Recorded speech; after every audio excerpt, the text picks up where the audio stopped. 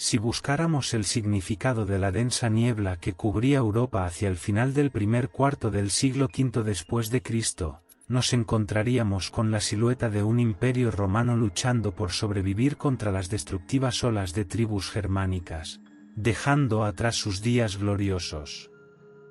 Esta silueta nos parece más desvanecida que nunca. Emperadores manipulados por bárbaros, el olor a humo que se elevaba desde ciudades arruinadas y ríos teñidos de rojo por la sangre de años de masacres son las características más prominentes de esta silueta. De hecho, en los últimos 50 años, el imperio ha sido remodelado por el fuego y las cenizas bajo las espadas de guerreros bárbaros. En primer lugar, en el año 378, el emperador Valente fue derrotado y asesinado en Edirne, dando paso a una serie de desastres. Tierras que se extendían desde los Balcanes hasta Italia, una vez mantenidas más allá de los ríos Rin y Danubio durante siglos, colapsaron bajo la fuerza implacable de la inundación humana liderada por despiadados guerreros godos. Grandes territorios desde el Danubio hasta el norte de África fueron invadidos por los elanous, vándalos y suevos. En 409, el imperio tuvo que retirarse de Britania para proteger Europa continental. Un año después, los godos capturaron Roma y la saquearon durante 3 días.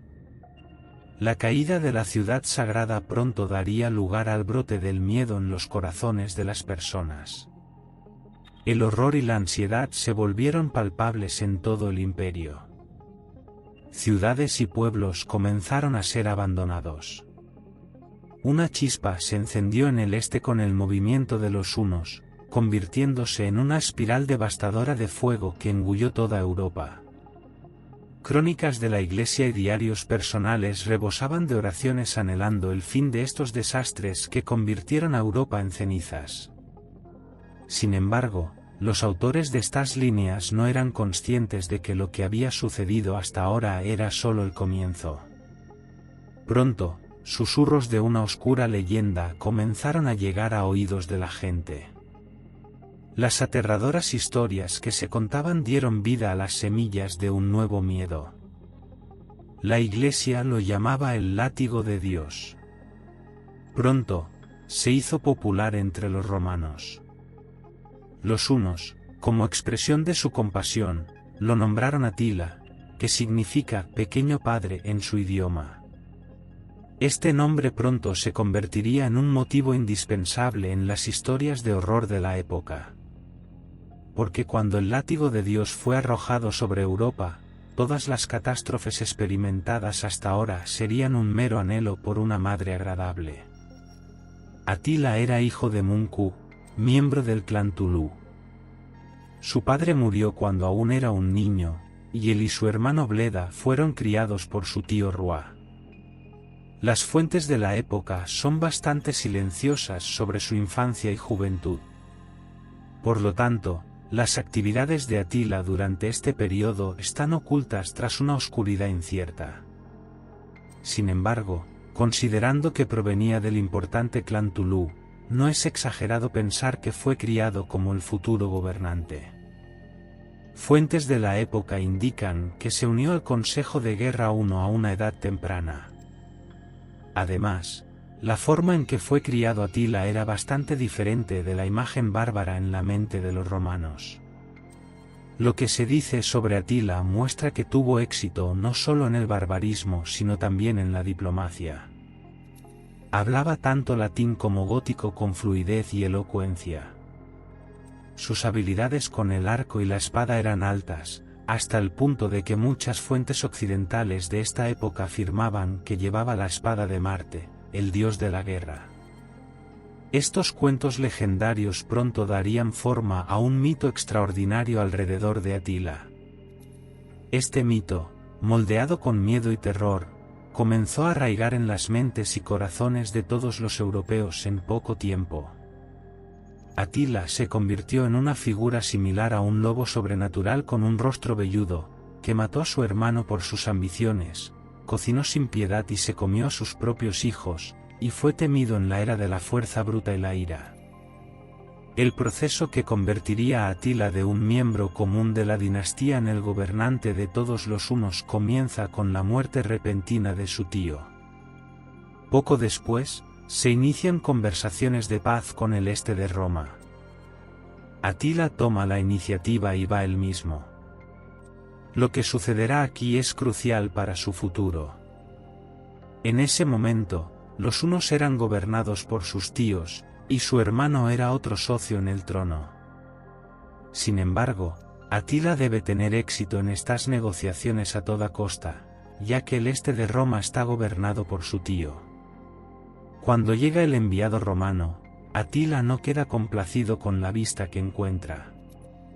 Atila lo recibe y a la delegación romana acompañante a caballo, un gesto de humillación. Sin embargo, el enviado sabe que debe continuar las negociaciones. El emperador romano del este quiere que la paz se logre a toda costa. Si Atila sabe esto o no, no está claro. Sin embargo, su insistencia en que se acepten los términos de negociación a favor de los hunos es bastante clara. Durante las negociaciones, dice, o aceptan o vamos a la guerra. La delegación romana del este se ve obligada a aceptar todas las condiciones. Así, Atila obtiene lo que quiere. Cuando regresa, Atila y su hermano comienzan a gobernar el estado huno como gobernantes conjuntos. Sin embargo, su relación es bastante incierta en las fuentes de la época. Algunas fuentes afirman que Atila mató a su hermano, mientras que otras dicen que su hermano murió de causas naturales. Con estas acusaciones, Atila tenía a todos aterrorizados. Este terror se sintió por primera vez en la parte oriental del imperio. Las primeras y segundas campañas de los Balcanes sacudieron profundamente la dominación del Imperio Romano de Oriente en los Balcanes. Las ciudades estaban cubiertas de humo negro. Los hunos avanzaban hacia Constantinopla. En 447, bajo el liderazgo de Atila, los hunos rompieron la última resistencia en Galípoli. Esto fue el fin de todo para el Imperio Romano de Oriente. Atila y Constantinopla estaban a solo unos pocos kilómetros de distancia. El olor de la sangre y el humo en el aire se escuchaba claramente. La temida pesadilla de Roma Oriental estaba a punto de sofocar la ciudad.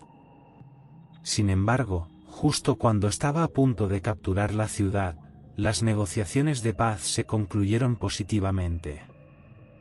La paz llegó a Roma Oriental por un tiempo. Sin embargo, esta paz le costaría caro a Roma Oriental. Durante años, pagaron sumas enormes a Atila. En 450, Atila recibió una carta de la capital de Roma Occidental. La carta provenía de la hermana del emperador e incluía un anillo de compromiso. Era una propuesta de matrimonio. El emperador se enfureció cuando se enteró. No quería esto. Atila exigió a la princesa y territorios de Roma. De lo contrario, amenazó con llevar su ejército a Roma.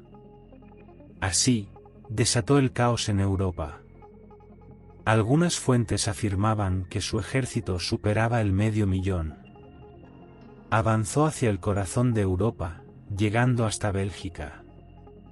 La civilización que Roma había construido durante siglos desapareció en pocos meses.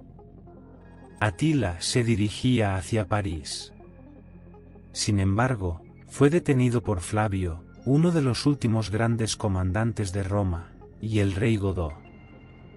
Murieron decenas de miles en ambos lados. Atila fue detenido.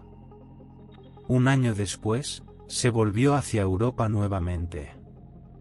Capturó muchas ciudades. Quemó y destruyó. Roma envió al Papa como enviado. Las negociaciones terminaron como Roma quería. Atila se retiró. Algunas fuentes afirman que hubo una plaga en el ejército. Dicen que Atila se retiró debido a esto. Tal vez, mientras se retiraba, estaba pensando en regresar más tarde. Cuando regresó a su país, se casó. Murió en la noche de bodas. Algunas fuentes afirman que fue envenenado, mientras que otras dicen que murió por consumo excesivo de alcohol. Europa respiró aliviada. El imperio establecido por Atila se dividió entre sus hijos. Todos trabajaron para expandir sus propios territorios. Sin embargo, estaban completamente fragmentados. La historia de horror de Europa continuó viviendo durante siglos.